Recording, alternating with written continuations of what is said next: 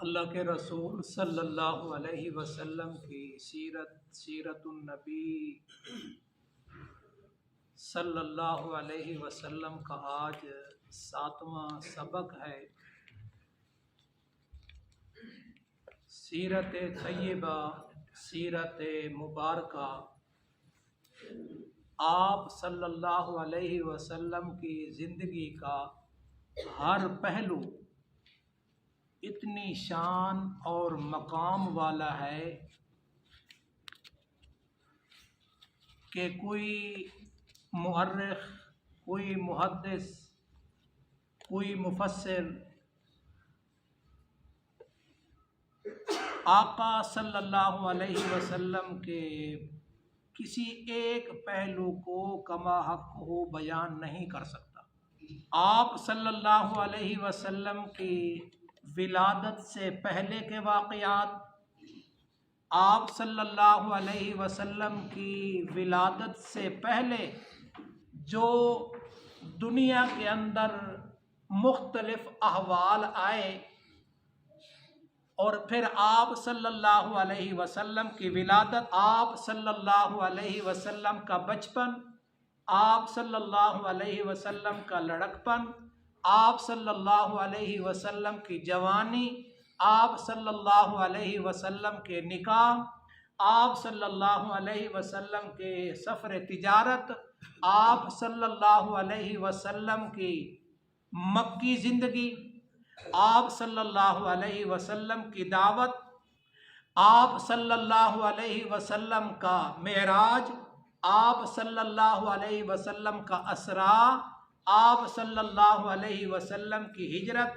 آپ صلی اللہ علیہ وسلم کی مکی زندگی، آپ صلی اللہ علیہ وسلم کی مدنی زندگی، آپ صلی اللہ علیہ وسلم کے غزوات، آپ صلی اللہ علیہ وسلم کی صلح، آپ صلی اللہ علیہ وسلم کی داخلی زندگی، آپ صلی اللہ علیہ وسلم کی خارجی زندگی، آپ صلی اللہ علیہ وسلم کا جمال، آپ صلی اللہ علیہ وسلم کا کمال، آپ صلی اللہ علیہ وسلم کی نوال۔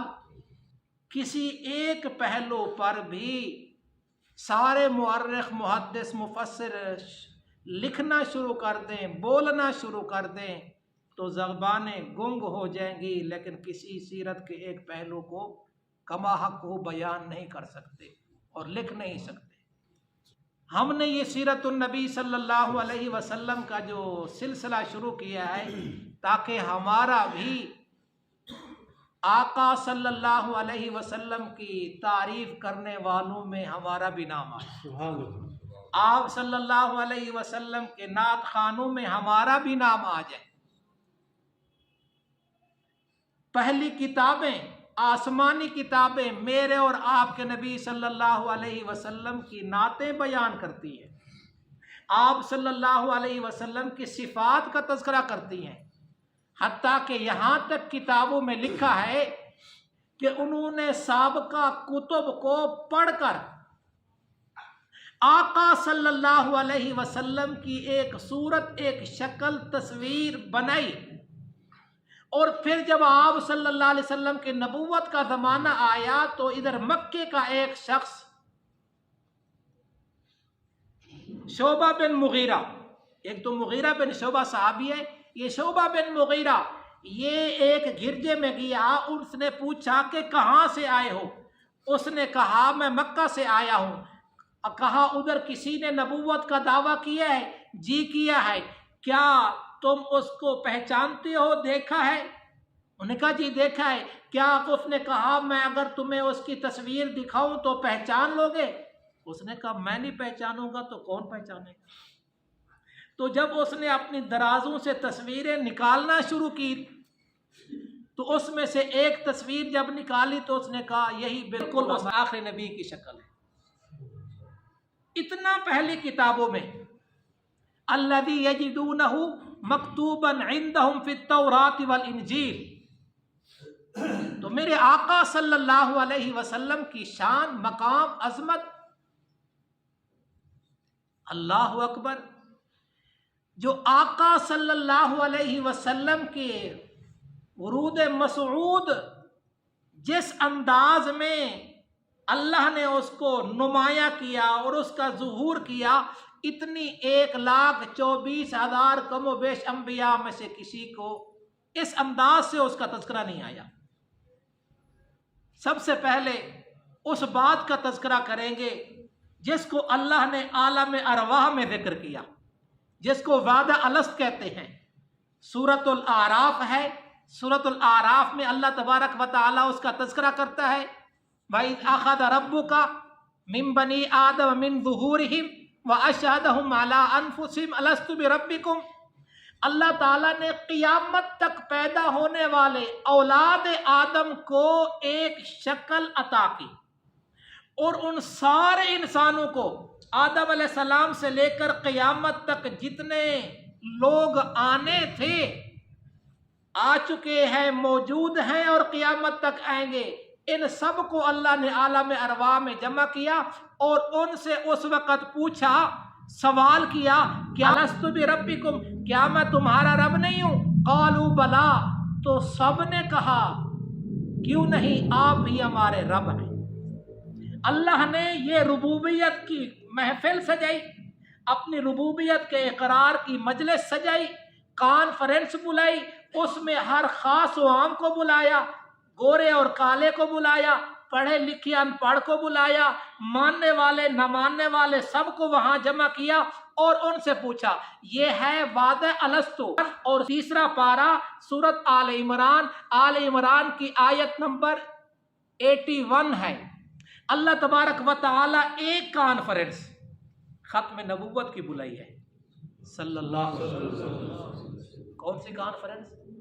ختم نبوت کی، رسالت کانفرنس۔ اس رسالت کے اندر ہر ایک کو نہیں بلایا، خواص کو بلایا، 1.25 لاکھ انبیاء کو، 1.25 لاکھ کم و بیش انبیاء سے ایک عہد لیا، اس کا تذکرہ کیا۔ یہ سورت آل عمران ہے، آل عمران کی آیت نمبر 81 ہے۔ اللہ تعالیٰ نے فرمایا وَإِذْ أَخَذَ اللَّهُ مِيثَاقَ النَّبِيِّينَ لَمَا آتَيْتُكُم مِّن كِتَابٍ وَحِكْمَةٍ۔ اس وقت کو یاد کرو جب اللہ نے نبیوں سے پختہ عہد لیا کہ میں نے تم کو کتاب اور حکمت دی۔ ثُمَّ جَاءَكُمْ رَسُولٌ مُصَدِّقٌ لِّمَا مَعَكُمْ لَتُؤْمِنُنَّ بِهِ وَلَتَنصُرُنَّهُ۔ پھر جب تمہارے پاس رسول تصدیق کرنے والا، اس کی جو تمہارے پاس ہے، رسول آئے گا، وہ تمہاری تصدیق کرے گا، تمہاری کتابوں کی تصدیق کرے گا۔ لَتُؤْمِنُنَّ بِهِ وَلَتَنصُرُنَّهُ، اگر وہ تمہارے زمانہ نبوت میں آ جائے تو اس پر ایمان بھی لانا ہے اور اس کی مدد اور نصرت بھی کرنی ہے۔ دیکھو یہ اللہ تبارک و تعالی کن سے وعدہ لے رہا ہے؟ نبیوں سے۔ اللہ تبارک و تعالی ما کان ما یکون کا علم رکھنے والا ہے۔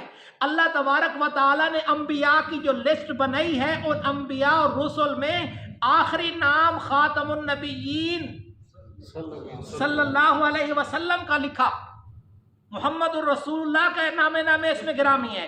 اللہ تبارک و تعالی کو پتہ ہے، علامہ آلوسی رحمۃ اللہ لکھتے ہیں اللہ نے سارے نبیوں کو اس آیت کے حوالے سے، سارے نبیوں سے یہ اقرار لیا اور وعدہ لیا کہ اگر تمہارے زمانے میں آ گیا تو تم کیا کرو گے؟ اس پر ایمان لانا ہے اور اس کی نصرت کرنی ہے۔ یہ ہے سیرت النبی صلی اللہ علیہ وسلم کا انداز۔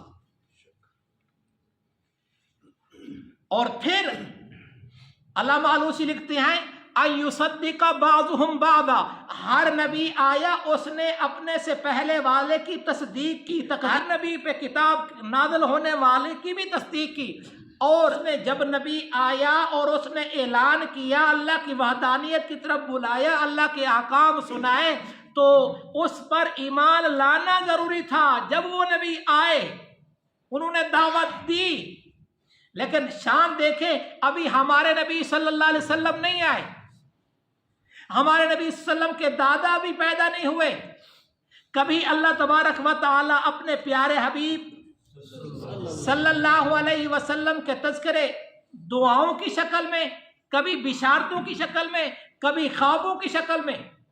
امام رازی رحمۃ اللہ لکھتے ہیں کہ آقا صلی اللہ علیہ وسلم نے فرمایا انا دعوت ابی ابراہیم، میں اپنے بابا ابراہیم علیہ السلام کی دعا ہوں۔ ہزاروں سال پہلے گزرے، اور اس کا تذکرہ ہے قرآن مجید میں، ربنا وابعث فیہم رسولا منہم یتلو علیہم آیاتک ویعلمہم الکتاب والحکمت، یہ اس میں دعا ہے۔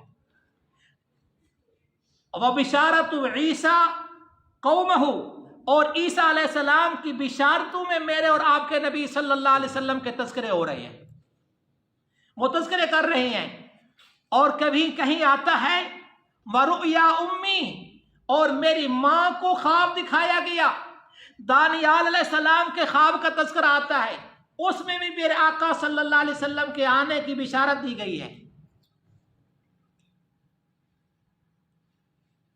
اچھا، جب نبی آیا کچھ نے مان لیا، کچھ نے تکذیب کر دی۔ ابھی ہمارے نبی صلی اللہ علیہ وسلم نہیں آئے، آقا صلی اللہ علیہ وسلم کی ولادت باسعادت ابھی نہیں ہوئی۔ شاہ طبہ یمن کے بادشاہوں کو تبابع کہا جاتا تھا، روم کے بادشاہ کو قیصر کہا جاتا تھا، فارس کے بادشاہ کو کسریٰ کہا جاتا تھا، مصر کے بادشاہوں کو فراعنہ کہا جاتا تھا، فرعون، حبشہ کے بادشاہ کو نجاشی کہا جاتا تھا۔ تو یمن کے بادشاہ کو طبہ اول، طبہ ثانی، طبہ ثالث، یہ طبہ شاہ طبہ میں سے، شاہ تبابعہ میں سے ایک طبہ بادشاہ، جب اس نے میرے آقا صلی اللہ علیہ وسلم کی سیرت کتب تاریخ میں، کتب سماویہ میں پڑھی، اور پھر اسی مکہ مدینے کی سرزمین سے گزرا، تو واپس جا کے اس نے خط لکھا۔ اس خط کو شاہی فرمان بنا کے شاہی خزانے میں جمع کرایا، اور اس پہ کیا لکھا تھا؟ اس میں لکھا تھا اگر میری زندگی میں وہ نبی آ گئے تو میں اس کا وزیر بنوں گا، اس کا سپاہی بنوں گا، اس پر ایمان لے آؤں گا، اس کا غلام بنوں گا۔ اور اگر میری موت کے بعد اس نبی کی آمد ہوئی تو یہ خط ان تک پہنچانا اور ان کو یہ خط دینا جس میں یہ لکھا ہوا ہے میں زندگی میں آپ کا انتظار کرتا رہا لیکن ملاقات نہ ہوئی، اب میں مر گیا ہوں، میں آپ پر ایمان لانے کا اعلان کر چکا ہوں، کل میری آپ نے ایمان کی گواہی دینی ہے۔ یہ یثرب جس کو کہتے ہیں، گزشتہ درس میں بتایا تھا کہ یہودی یہاں جمع ہو گئے تھے، کس لیے؟ انہوں نے پڑھا تھا کتابوں میں، تورات و انجیل میں میرے نبی صلی اللہ علیہ وسلم کے تذکرے ہیں، ان کی نعت ہے، وہاں لکھا ہوا ہے مولدہ بمکہ وہجرتہ بطیبہ وملکہ بالشام، آپ صلی اللہ علیہ وسلم کی ولادت مکہ کی سرزمین میں ہو گئی، آپ کی ہجرت طیبہ مدینہ منورہ، تو وہ پہلے سے آئے۔ اور ایک خوش نصیب صحابی سلمان فارسی رضی اللہ تعالیٰ عنہ، وہ بھی چلتے چلتے وہ بھی اس کھجوروں والی سرزمین پہ آئے تھے، تو وہ کس لیے آئے تھے؟ ابھی آپ صلی اللہ علیہ وسلم آئے نہیں ہیں، لیکن اس پر ایمان لانے کے لیے پہلے سے لوگ تیار کھڑے ہیں۔ تو تورات انجیل میں یہ لکھا ہوا، یہ صفات لکھی ہوئی تھی، وہ نبی آئے گا لاٹھی لے کے چلے گا، وہ نبی آئے گا پنڈلی سے اوپر اس کی تہمت ہوگی، وہ نبی آئے گا اور وہ نبی نماز بھی پڑھے گا، نماز پڑھنے کا حکم دے گا، اور اس کی امت الحمادون ہوگی، یحمدون اللہ فی السراء والضراء، اس کی امت بھی اللہ کی حمد اور تعریف کرنے والی ہوگی۔ یہ پہلی کتابوں میں یہ نشانیاں لکھی ہوئی تھی۔ عیسیٰ علیہ السلام کیا کہہ رہے ہیں؟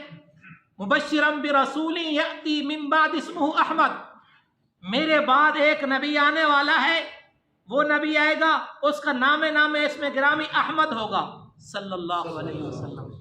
آسمانوں میں میرے نبی کا نام احمد، زمین پہ میرے نبی کا نام محمد. وہ انشاءاللہ اگلے درس میں تذکرہ کریں گے کہ آقا صلی اللہ علیہ وسلم کا جو نام محمد رکھا ہے، یہ محمد نام رکھنا جبکہ یہ اس قسم کے ناموں کا رواج نہیں تھا، یہ نام رکھا گیا.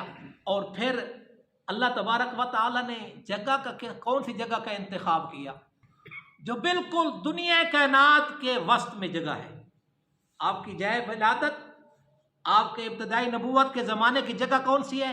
مکہ، جس کے بارے میں آتا ہے کہ یہ زمین، یہ مکہ جو ہے نا، یہ بیت اللہ جو ہے، یہ مکہ المکرمہ، یہ پورے زمین کا درمیان ہے.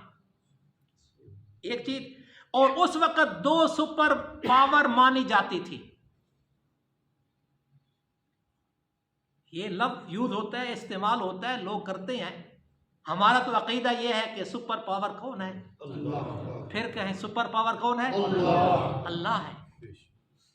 آپ کے اس زمانے میں پہلے 2 سپر پاوریں تھیں لوگوں کے کہنے کے مطابق، اب ایک رہ گئی ہے، یہ بھی ختم ہو جائے گی. ہاں جی، ایک نام اللہ کا رہے گا بس، باقی سب کچھ ختم ہو جائے گا. تو 2 سپر پاور سمجھی جاتی تھی. اللہ کا نظام دیکھو کہ اتفاقی چیزیں نہیں ہیں، اللہ نے ساری ترتیب خود بنائی ہے. کائنات کا بنانے والا، کائنات کا سجانے والا، کائنات کا چلانے والا خود ترتیب بنا رہا ہے. دنیا میں 2 سپر پاور سمجھی جاتی تھی، ایک قیصر اور دوسرا کسریٰ، ایک فارس ایک روم. آدھی دنیا اس کے پاس تھی، آدھی دنیا اس کے پاس تھی، جتنی اس وقت آبادی تھی. لیکن اللہ تبارک و تعالی نے اس اپنے نبی صلی اللہ علیہ وسلم کو اس شہر میں پیدا کیا جہاں ان دونوں طاقتوں کا کوئی اثر نہیں تھا. ایسی جگہ پہ پیدا کیا اور پھر اس ہستی کو ایسی شان مقام عطا کیا کہ اس نبی ہونے والے نبی، اس نے ان دونوں کی طاقتوں کے اثر کو ختم کرنا تھا. گزشتہ درس میں فیل کا واقعہ، ہاتھی والوں کا واقعہ کا تذکرہ کیا. یہ سردار عبد المطلب کے 2 واقعے بڑے عجیب، انوکھے اور نرالے.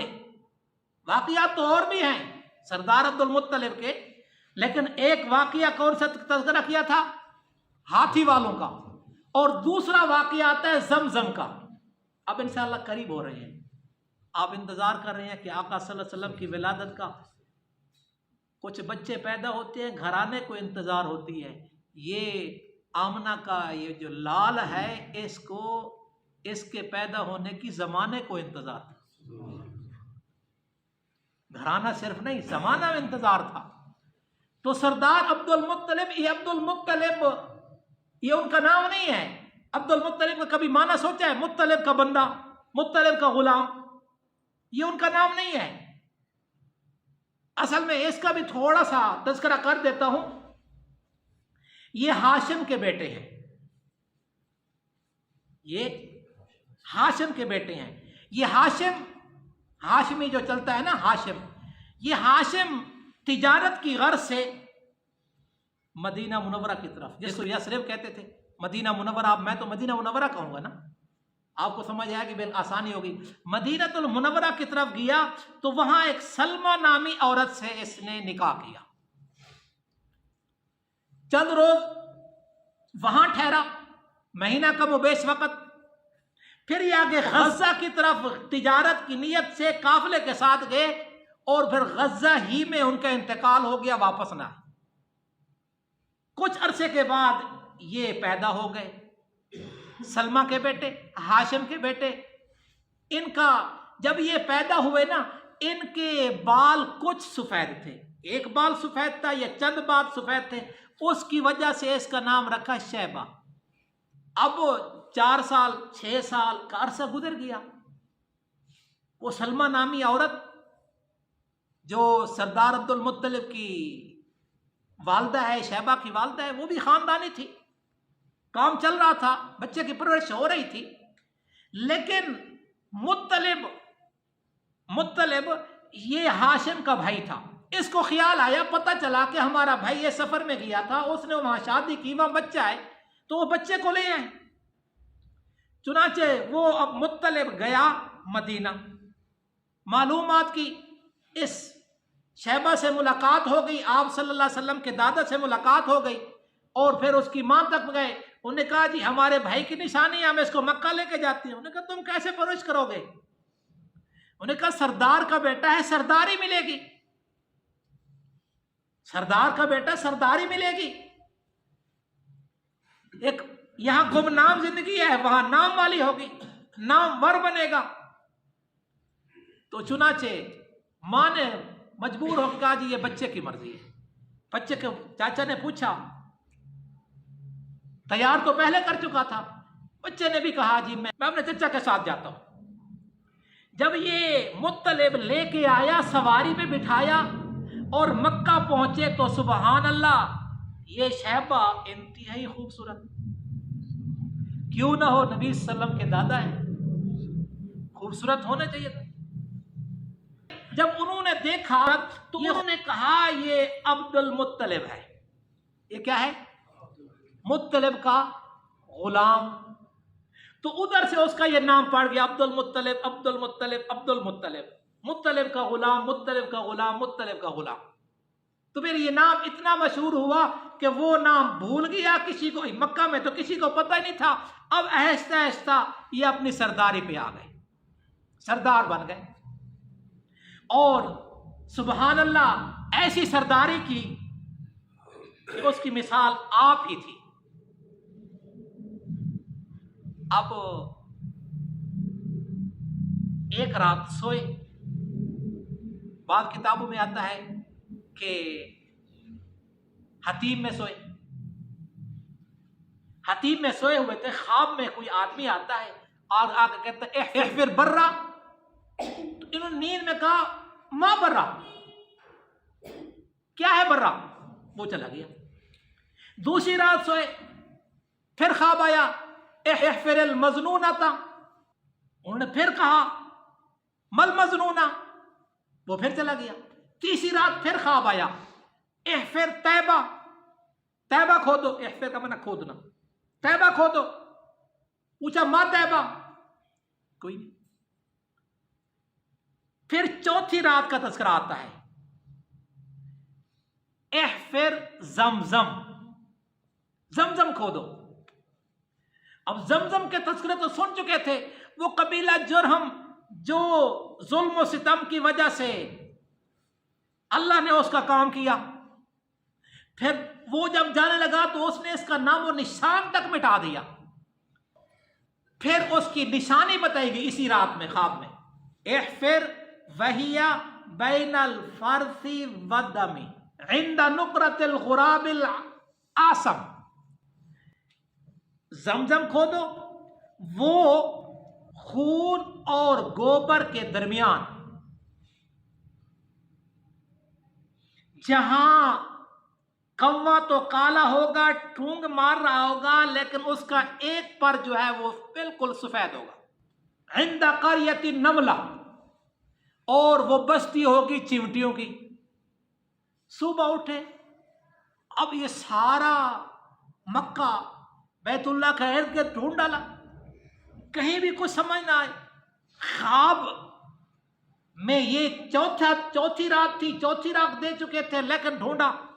ایک دن جو بیت اللہ میں بیٹھے ہوئے تھے نا، تو وہ لوگ آتے تھے اپنے بتوں اور اپنے معبودوں کے سامنے جانور ذبح کرتے تھے۔ تو جب وہ جانور ذبح کرنے کے لیے آئے، اس کو جانور کو ذبح کیا، تو آپ نے دیکھا ہوگا، میں نے بھی دیکھا ہے کہ بعض اوقات جانور کو ذبح کرتی ہے تو وہ اٹھ کے بھاگ جاتا ہے۔ یہ اٹھ کے بھاگا، خون یہاں پڑ گیا، اٹھ کے بھاگا تو یہاں پکڑا گیا، پھر اس کو یہاں کاٹا، چمڑا اتارا، اور وہ فرس جو گوبر ہے وہ نکالا، ادھر خون ادھر گوبر، وہ فرس سا کے ساتھ، فاراسا، ایک تو فرس سین کے ساتھ گھوڑا ہوتا ہے، یہ فرس۔ ان لکم فی الانعام العبرہ نسقیکم مما فی بطونہ من بین فرث ودم لبنا خالصا، اللہ اپنی قدرت کا تذکرہ کرتے ہوئے فرمایا کہ جانور کے ایک ہی پیٹ میں خون بھی ہے، گوبر بھی ہے، لیکن لبنن خالصا، میں تجھے خالص سائغ للشاربین پلاتا ہوں اب رحمت سے۔ تو اللہ بتانا وہاں کیا چاہتا ہے؟ فرمایا تیرے اس دودھ میں اگر ان دونوں چیزوں میں سے، ان دونوں ناپاکیوں میں سے کسی کی ملاوٹ ہو جائے تو گرا دے گا۔ میں اللہ بھی اپنی عبادت میں اگر کسی شرک کی ملاوٹ ہوگی تو انتہبط اعمالکم، اللہ تعالیٰ کہتے ہیں میں تمہارے اعمال کو برباد کر دوں گا۔ تو وہ جب ادھر دیکھا تو وہ خواب آیا اور کہا مسئلہ تو حل ہو گیا۔ اب جب آگے اٹھے جانے لگے تو وہ ایک کوا چونچ مار رہا ہے اور اس کا ایک پر سفید ہے، اور ساتھ ہی دیکھا تو وہ عند قریۃ النملہ، چیونٹیوں کی بستی بھی سامنے نظر آ گئی۔ ان کا اس وقت ایک بیٹا تھا، حارث اس کا نام ہے۔ اب اس نے حارث کو بلایا، کدال لیا اور کھودنے کے لیے، تو لوگوں کو پتہ چل گیا سردار عبد المطلب کنواں کھود رہا ہے اور اکیلے مالک بننا چاہتا ہے، وہ آ گئے۔ اس نے کہا بیٹے کو تو ان کو روک، مجھے ایک گہرائی تک جانے دے ایک دفعہ۔ بیٹے نے ان کو روکا، تھوڑا ادھر بات کی ادھر بات کی، اور بیٹے نے ان کو روکا، اور سردار نے کیا کیا، وہ جب کھودتے نا وہ پانی کے آثار نمودار ہو گئے، وہ پانی نکلنا شروع ہو گیا۔ تو اس وقت سردار عبد المطلب نے نعرہ تکبیر بلند کیا، اللہ اکبر کا نعرہ لگایا۔ اب بھی وہ لوگ جو تھے انہوں نے کہا جی ہم آپ کو اکیلے تو اس کا مالک نہیں بننے دیں گے، ہم بھی اس کے پارٹنر بنے گے۔ انہوں نے کہا کھودا میں، ڈھونڈا میں، تم کیسے اس کے مالک بنو گے؟ تو بات بڑھتے بڑھتے پھر کسی نے کہا بھی اس کا فیصلہ کرو فلاں کاہنہ سے۔ کاہنہ بنی سعد مدینہ منورہ میں رہتی تھی، یثرب مدینہ منورہ میں رہتی تھی۔ سردار نے بات مان لی، چل پڑے، مدینہ پہنچے۔ آپ تو ماشاءاللہ 4.5-5 گھنٹے میں پہنچ جاتے ہوں گے مکہ سے، 2 مہینے لگتے تھے وہاں پہنچنے میں۔ کتنے حاجی صاحب؟ 2 مہینے۔ وہ کیسے؟ بیچ میں پانی آ جاتا تھا، ادھر والے ادھر رک گئے، ادھر والے ادھر رک گئے۔ وہ 1 دن رک کے چلے، 2 دن چلے، 10 دن چلے، وہ تو اس کے چلنے پر ہے۔ تو وقت لگتا تھا۔ مدینہ پہنچے، پتہ چلا کہ وہ کہنا تو خیبر گئی ہوئی ہے۔ اب خیبر کی طرف سفر کیا تو کتابوں میں بڑے عجیب انداز سے یہ بات بھی لکھی ہوئی ہے کہ اب ان کی حالت خراب ہونا شروع ہوگی، پیاس ان کو ستانے لگی، پانی ساتھ جو لائے وہ ختم ہو گیا۔ تو کہنے والے نے کہا اپنی قبریں خود ہی کھود لیتے ہیں۔ اٹھے خیبر جانے کی طرف، تو جیسے سردار عبد المطلب نے اپنی اونٹنی سواری کو اٹھایا تو اس کے نیچے سے پانی نکلنا شروع ہو گیا۔ پانی پی لیا سب نے۔ پھر کہنا کے پاس گئے، اس کو کہا جی معاملہ یہ ہے۔ انہوں نے کہا تمہارا دماغ خراب ہے، فیصلہ تو راستے میں ہو چکا ہے۔ جو ہستی اس کی سواری کے نیچے سے پانی دے سکتی ہے، وہی ہستی اس کو اس کنویں زمزم کا بھی مالک بنانا چاہتا ہے۔ یہ کس کا ہے؟ سردار کا ہے، سردار عبد المطلب۔ اس میں تو فیصلے کی ضرورت ہی نہیں۔ بہرحال سردار نے اس موقع پر ایک منت مانی، یا اللہ مجھے 10 بیٹے دے، اور وہ 10 بیٹے جوان ہوں میرے ساتھ چلیں، میں ان میں سے ایک بیٹا تیرے نام پہ ذبح کروں گا۔ یہ منت مان لی۔ اللہ کی شان، اللہ نے 10 بیٹے دیے۔ یہ حارث بھی شامل ہے جو میں نے تذکرہ کیا ہے، یہ حارث کے علاوہ 10 بیٹے، اور آخری بیٹے کا نام اس میں گرامی حضرت عبداللہ۔ بڑے ہو گئے۔ سردار عبد المطلب ایک رات سوئے ہوئے تھے، خواب میں ایک آواز آئی، اوفی بنذرک لرب ھذا البیت، اس گھر والے رب کی کے نام پر جو منت مانی تھی اس کو پورا کر۔ صبح اٹھے، تیار ہو گئے، واقعی تو اپنے بچوں کے سامنے اس کا تذکرہ کیا تو بچے کہتے ہیں اوفی بنذرک وفعل ما شئت، اب اس نظر کو پورا کریں، جس کو چاہے ذبح کر دیں۔ تو اب قرعہ ڈالا، قرعہ اندازی کی گئی، قرعے میں نام نکلا کس کا؟ عبداللہ کا۔ یہ پیارا بھی بہت تھا کہ اسی سے نبی صلی اللہ علیہ وسلم نے آنا ہے۔ تو اس نے کہا، انہوں نے ٹھیک ہے جی، اب وہ عبداللہ کو ذبح کرنے کے لیے تیار، رشتہ دار آ گئے، انہوں نے کہا یہ کیا کر رہے ہو؟ پھر معاملہ یہاں تک پہنچا جی، کاہن کے پاس جاتے ہو، اس سے فیصلہ کرتے ہیں۔ انہوں نے پھر قرعہ اندازی کی، پھر اس کا نام نکلا۔ اس کاہن نے کہا کہ یہ کاہن کس کو کہتے ہیں پتہ ہے؟ جن کے پاس جنات کا تعلق ہو، شیاطین کا تعلق ہو، وہ آگے کچھ خبریں بتائیں، وہ ایک سچ اور 99 جھوٹ ملا کے بتا دیتی ہیں، یہ ملا کے باتیں کرتے ہیں، یہ کاہن۔ اس کو کہا، اس نے کہا اچھا بتاؤ تمہارے ہاں دیت کیا ہے؟ ایک آدمی قتل ہو جائے اس کی دیت کیا؟ انہوں نے کہا 10 اونٹ۔ انہوں نے کہا اس کے مقابلے میں 10 اونٹ رکھو، 10 اونٹ رکھو اور عبداللہ کا نام لکھو بھی، 10 اونٹ آتی ہیں یا عبداللہ کا نام آتا ہے؟ انہوں نے پھر جب اٹھایا تو اس میں کیا ہوا؟ عبداللہ کا نام آیا۔ اس نے کہا ڈبل کرو، کتنی ہو جائے گی؟ 20 رکھا، پھر بھی عبداللہ کا نام آیا، 30 40 50۔ جب 100 اونٹ ایک لکڑی پہ لکھا اور عبداللہ کا نام لکھا تو پھر کیا نکلا؟ 100 اونٹ۔ علامہ ابن کثیر لکھا ہے آپ صلی اللہ علیہ وسلم نے زیادہ کی اس ترتیب کو جاری رکھا، پھر دیت 100 اونٹ ہوا کرتی تھی۔ تو اب سردار جو ہے نا عبد المطلب نے وہ 100 اونٹ دیے اور یہ اپنے بیٹے عبداللہ کو واپس لے کے آئے۔ انشاءاللہ اب اگلا درس انشاءاللہ عبداللہ کی شادی کا ہوگا، اور پھر آپ صلی اللہ علیہ وسلم کی ولادت کا تذکرہ۔ اللہ تعالیٰ آپ کے بیٹھنے کو قبول فرمائے۔ یہ گھڑیاں، یہ چند گھڑیاں، کچھ وقت ہے، یہ وقت انشاءاللہ دنیا میں بھی اللہ اس کی خیر برکتیں دکھائے گا، نصیب فرمائے گا، اور آخرت میں بھی انشاءاللہ یہ مجلس محفل آپ کے لیے انشاءاللہ نبی صلی اللہ علیہ وسلم کی شفاعت اور نبی صلی اللہ علیہ وسلم کے قرب کا ذریعہ بنے گی۔